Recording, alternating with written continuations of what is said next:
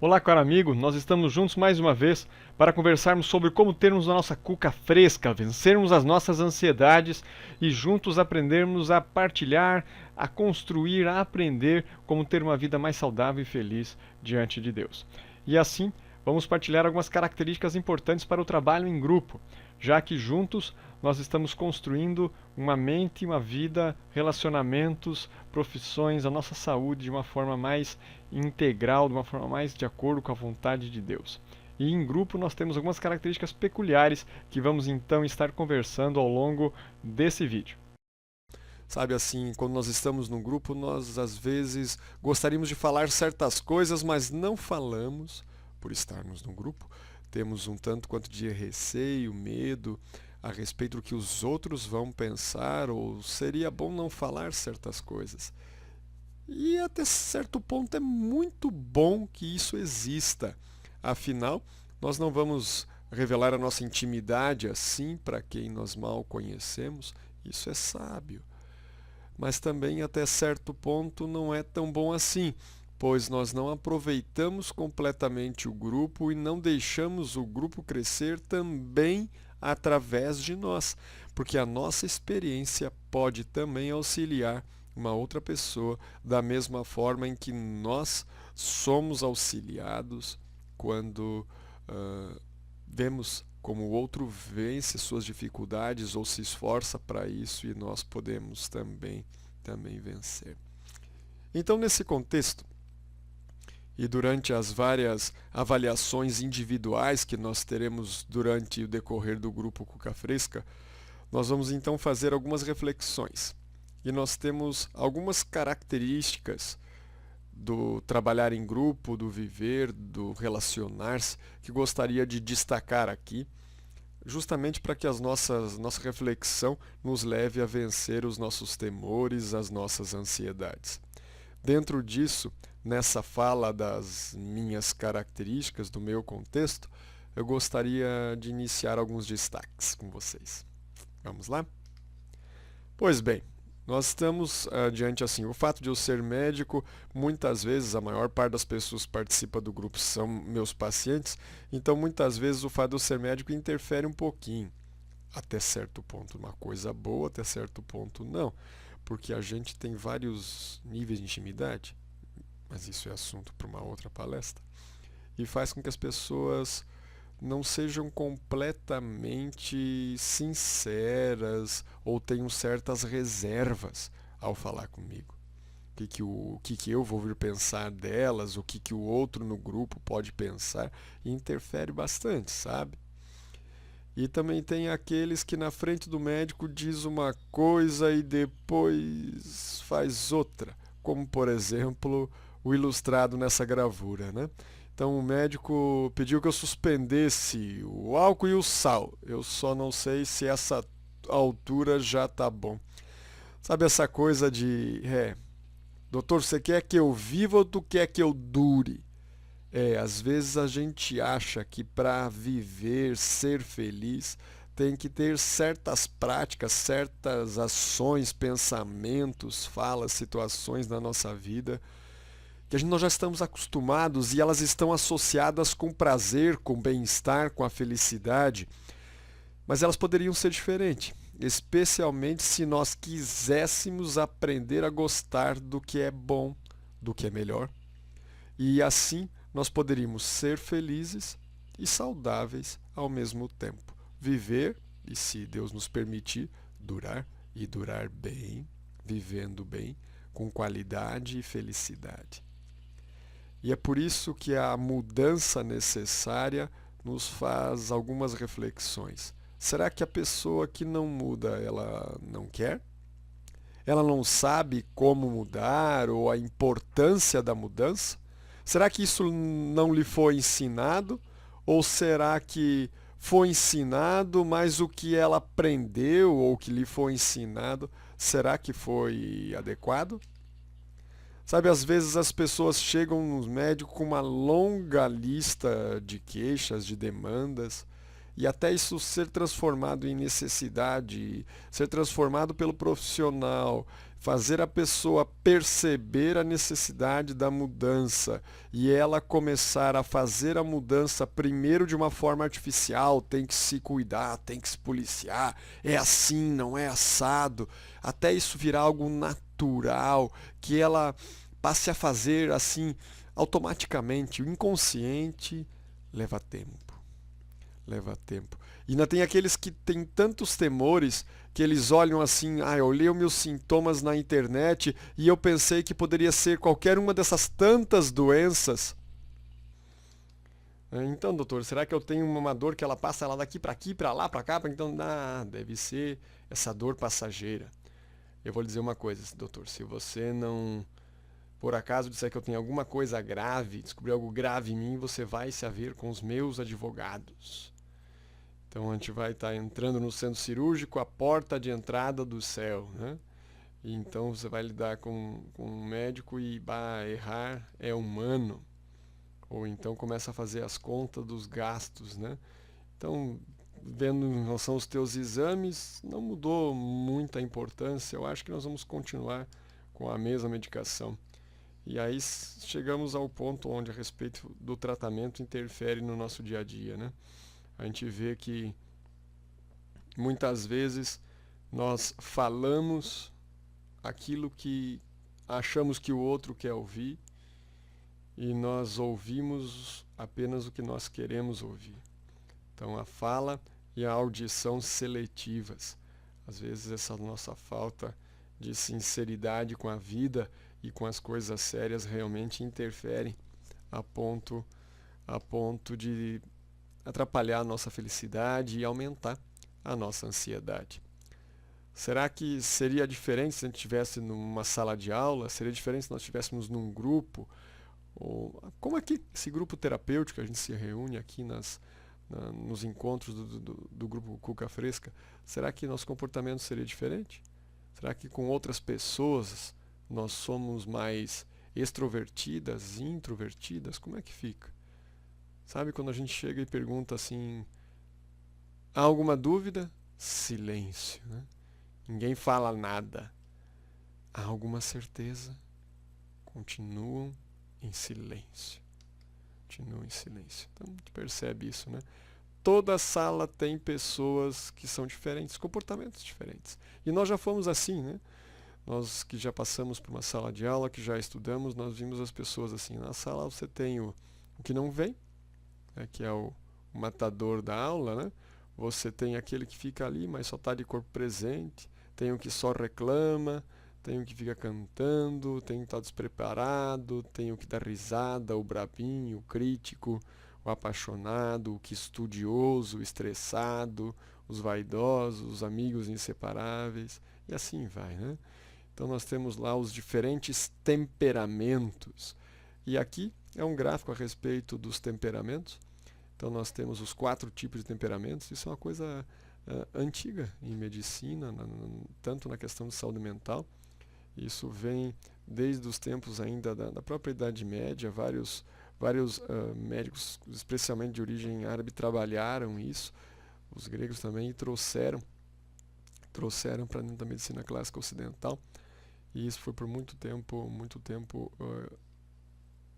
especialmente depois da psicanálise, depois de Freud, foi deixado um pouco de lado, né? Paracelso também trabalhava bastante com isso. Mas já nasce lá desde a medicina grega e chega também aos nossos dias. Eu gosto de trabalhar com essa questão porque eu acho que ela explica muito, ela é uma coisa muito prática. E dentro do cristianismo, eu gosto de trabalhar bastante com a influência da religiosidade e espiritualidade na nossa saúde. Dentro do cristianismo isso é muito visto por causa de personagens que são bastante conhecidas e que representam bem cada um desses temperamentos, né? Então nós temos, por exemplo, dentro dos melancólicos, a linha de Moisés, colérico Paulo, sanguíneo Pedro, né? E o fleumático Abraão, por exemplo, né? Então você tem as pessoas que têm bem essas características, tanto as características de estabilidade quanto de instabilidade, as características positivas e negativas de cada um, né? Então você tem as pessoas que são dessa forma. O extrovertido. Eu vou ficar mais triste. O introvertido, eu fico, né, tem que ficar em casa. Para o extrovertido é um trauma. Já para o introvertido, ficar em casa, beleza, vou poder fazer as minhas coisas, né? Já o caminho do introvertido é o da introspecção. Eu me fecho no meu mundinho, no meu castelo para ler. O extrovertido, ele tem que estar no meio de pessoas, ele tem que aparecer, ser visto, ver. Então a gente acaba vendo bem essas diferenças, né? O extrovertido, ele fala demais. O introvertido, ele fala de menos. E às vezes nós vivemos um pouco de cada um, né? Então você tem aquele que ao falar demais atrapalha, impede o crescimento das outras pessoas, mantém aqueles que já são inibidos. Então eu vou deixar para ele que fale, eu vou ficar quieto. Já aquele que fala de menos também tem seu lado negativo, né? Ele acaba se tornando produtivo no momento, ele também mantém-se inibido e se esconde atrás de outros. Então, muito dos nossos comportamentos, ele tem raízes muito profundas. Ele vem desde a nossa formação, da nossa educação, de quando éramos crianças, bebês, talvez. É possível remeter a alguns comportamentos até mesmo à vida intrauterina, quando estávamos dentro da barriga de nossa mãe. Então, começa a surgir um pouco desses comportamentos. E nós vamos falar, então, basicamente de 3 deles. Vamos falar sobre medo, vergonha e culpa, né? Então, medo. Quem que já sentiu medo? Se eu perguntar, muitos vão levantar a mão, né? Acho que todos nós já sentimos medo de alguma coisa em algum momento. Certamente a vida não é fácil, né? E agora, se eu fosse perguntar, o que é o medo? Alguém saberia dizer? O que significa medo para você? Como você definiria, como você conceituaria o medo? Aí tem várias definições, né? Eu gosto de trabalhar com essa aqui. Quando algo que é importante para mim está ameaçado por alguma coisa, eu sinto um sentimento negativo que chamo de medo. Vergonha, né? A mesma coisa. Quem não levantaria a mão se em algum momento já não sentiu vergonha? E consegue dizer o que é vergonha? Coisa curiosa, né? A gente consegue dizer se já teve, mas não sabe dizer o que é.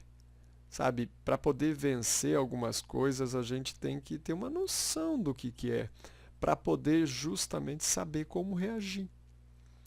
Então, o ansioso tem que saber o que é ansiedade, tem que entender por que as coisas acontecem para justamente ter uma intervenção mais eficaz para controlar aquela situação.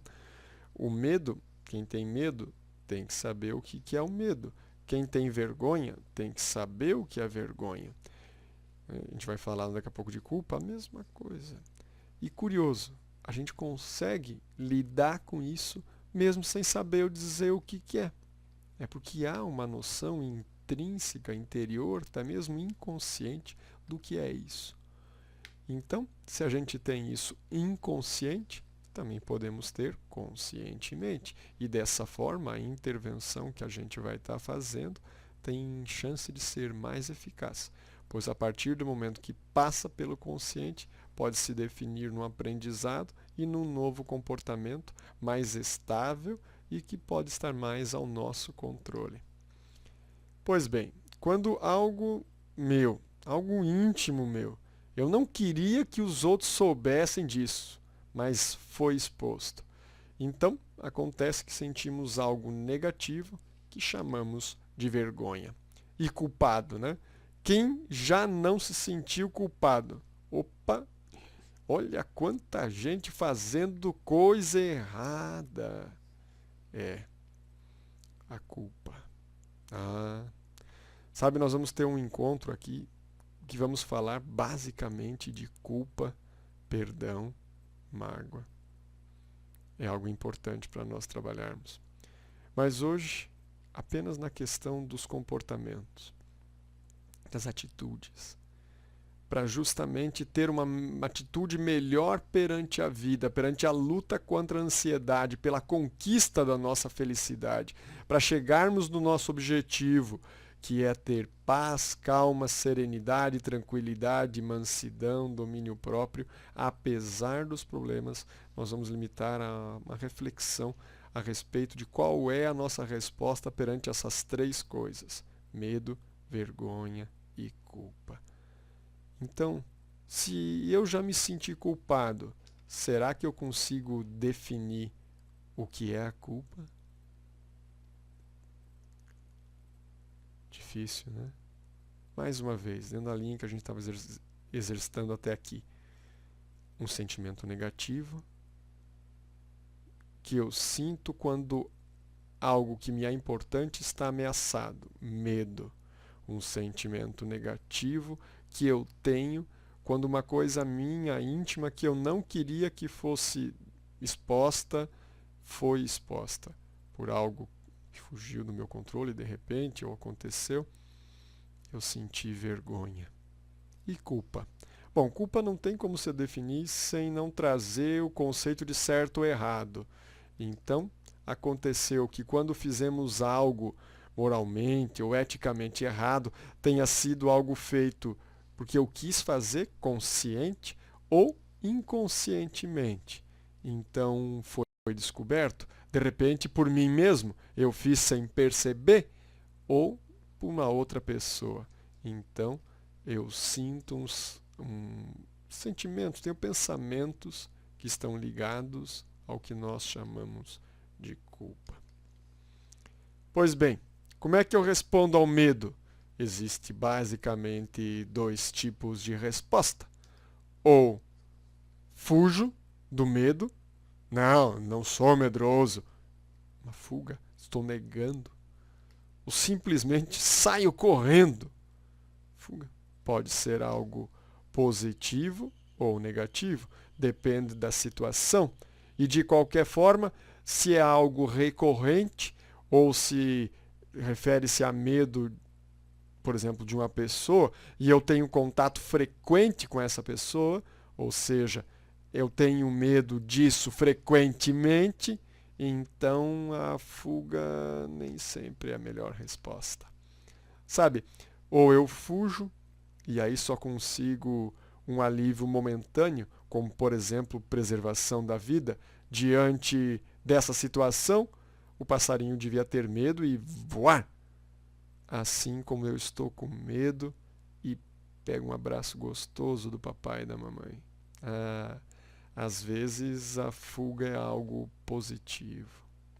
Aqui nós temos um exemplo, né? Estou fugindo dos meus temores, quase de uma forma infantil.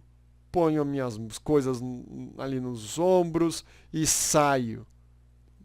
Não é assim na vida. Então a fuga ela pode ser algo negativo, né? E é o que nós vemos. Então, às vezes, eu tenho que fazer isso. E a fuga nem sempre é a melhor atitude, né? Nem sempre é a melhor atitude. E há uma diferença muito grande entre valentia e coragem. Sabe, o valentão é aquele que parte para a ignorância. Você já deve, talvez, ter vivido algo assim. Ter visto, eu lembro dos tempos de escola, sempre tinha o valentão. Era geralmente o repetente, o cara mais velho, mais alto, forte. E ele era aquele que mandava, sabe? Ele batia em todo mundo, não ficava quietinho. Era o valentão que partia para a ignorância.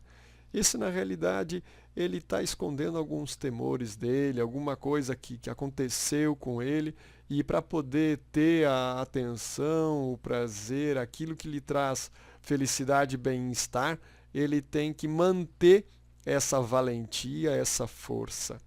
Já o corajoso, é necessário muita coragem para admitir os nossos erros, nossas falhas, nossos limites. Sabe, é necessário muita coragem para nós enfrentarmos a vida. Essa é a diferença entre a valentia e a coragem, a sabedoria. O valente parte para a ignorância. O corajoso é sábio, aprende com as situações e deseja mudar, aprender, crescer, ir além. O corajoso é vencedor.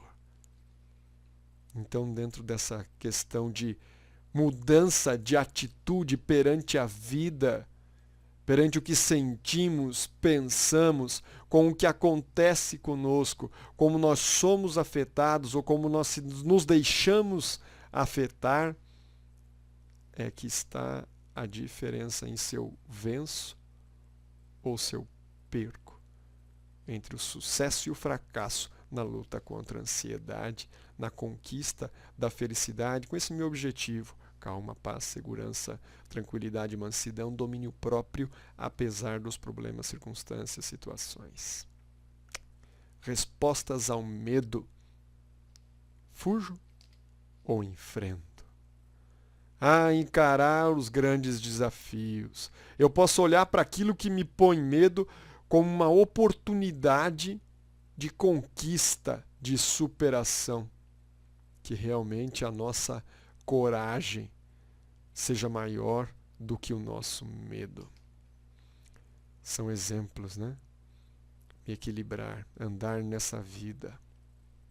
Um pulo no escuro, exercício da fé. Que maravilha é quando eu venço o meu medo. Sabe, não há nada de errado em se ter medo. Todos nós temos medo. Já vimos em algumas situações, o medo é desejável, assim como o alívio é necessário. Mas ficar com ele, permanecer com ele tempo demais, aí isso é problema. Enquanto a vergonha, existem basicamente 2 tipos de respostas para a vergonha. Qual será a minha? Eu vou fugir? Não é uma boa ideia fugir. Me prendo na vergonha, fico quieto, espero que o outro fale no meu lugar, fico quietinho aqui no meu lado, com esse meu pacto do silêncio, e vou permanecer tímido, isolado, com piedade de mim mesmo, que é a mesma coisa que autocomiseração. E por isso não cresço, não faço, não aconteço, não supero. Ou será que eu vou aprender a enfrentar? Olha que situações, né? Então aqui pessoas que enfrentaram, que podiam ter tido vergonha, mas que enfrentaram. Comemorou a medalha de bronze. Foi até o fim, mesmo apesar da dor e do sofrimento. Superou a si mesmo. Maravilha, né? Maravilha que é isso. Não há nada de errado em se ter vergonha. O problema é permanecer com ela tempo demais. E para a culpa, como é que eu respondo? Bom, como você já deve ter percebido, é meio que um repeteco. Você tem 2 formas de responder ao medo e à vergonha. Ou enfrenta ou foge. Na culpa, não seria diferente. Eu posso fugir, né? E por causa de estar fugindo das realidades eu não percebo e não consigo também vencer. E dessa forma eu me prendo com a culpa e fico me sentindo cada vez mais culpado por não ter feito nada. Podia fazer, mas não fiz. Temo. Eu tenho medo. E por ter medo, às vezes fracasso. Como poderia ser diferente? Como poderia ser diferente? Será que eu consigo entender, viver isso, vencer? Eu quero ir embora, mas esse tubarão não sai daqui nunca. E na realidade, o que eu achava que era um tubarão não é bem assim. Situações da vida que eu vou permitindo, né? Então eu me sinto culpado, eu tomo um copo de veneno querendo dar para o outro, eu alimento a mágoa que a culpa traz. E aí a gente vai vivendo e vai passando, né? Não, o culpado é sempre o outro. eu começo a transferir a responsabilidade. Eu guardo mágoa, eu não reconheço a culpa, eu acabo julgando os outros.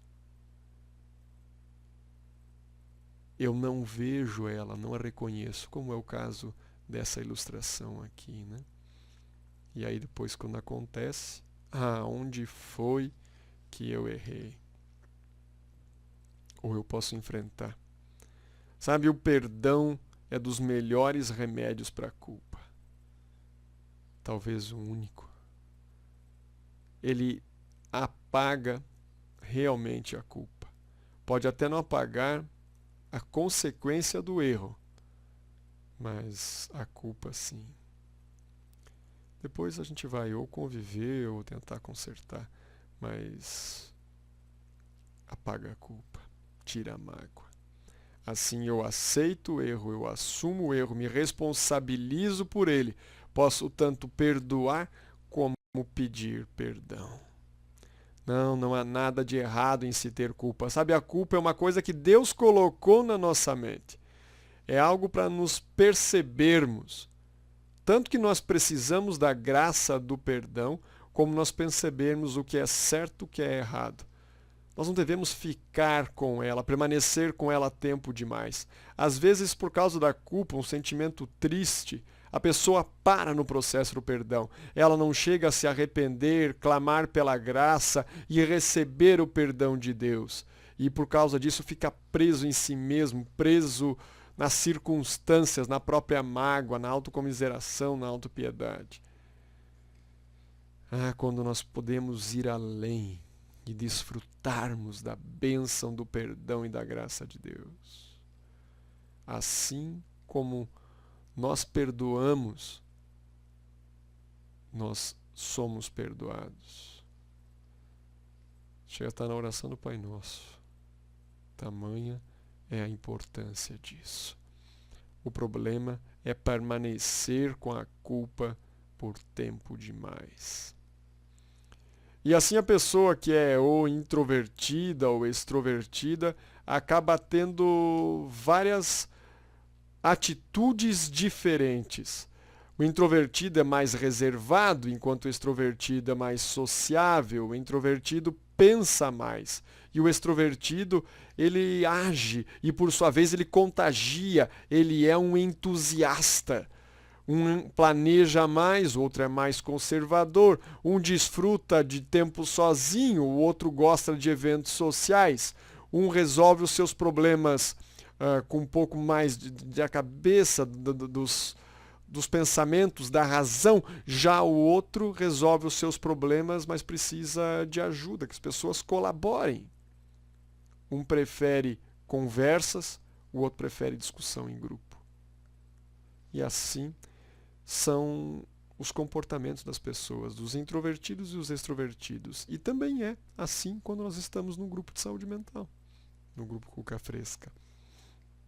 Você tem aquele que fica quietinho e tem aquele que fala demais. Tem o lado bom disso, de uma coisa, e o lado ruim dessa mesma coisa e também do outro. É bom ser introvertido e é ruim ser introvertido. É bom ser extrovertido e é ruim ser extrovertido. O extrovertido tem que aprender com o introvertido e o introvertido tem que aprender com o extrovertido. Ou seja, o objetivo do grupo e o meu é crescer e não ficar como está. A principal atitude que nós temos que ter é o crescimento. Andar no caminho e que Deus deseja para nós e que nós aceitamos. Andar nesse caminho. Não interessa a velocidade que nós vamos e nem o ponto da caminhada. Mas eu não posso estar parado, muito menos indo na direção errada. Realmente que nós possamos ir além.